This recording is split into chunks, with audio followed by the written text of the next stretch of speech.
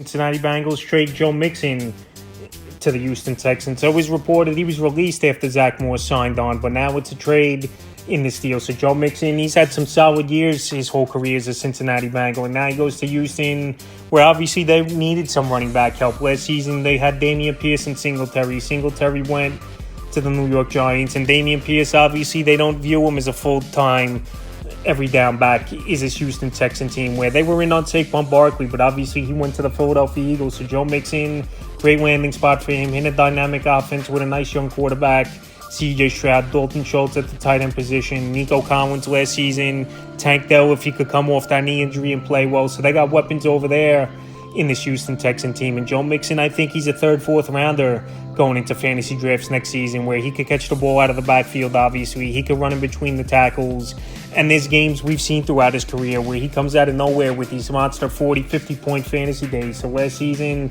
for Mixon, like I said, another solid year, 1,034 rush yards, 9 touchdowns, 52 catches, 376 receiving yards, and 3 touchdowns. He leaves one dynamic offense and he goes to an up-and-coming dynamic offense, like I mentioned, with good weapons and speed for this Houston Texan team. So I think Mixon will be fine. Still only 27 years old, believe it or not. It feels like he's been in the league 12, 15 years is Joe Mixon, but he's just been a mainstay and a solid fantasy option. So Joe Mixon gets traded to the Houston Texans after Zach Morris landed with the Bengals and the Joe Mixon ever ending. But I think it's a good spot for Joe Mixon for fantasy and to help the running game over there in Houston entering the 2024 season.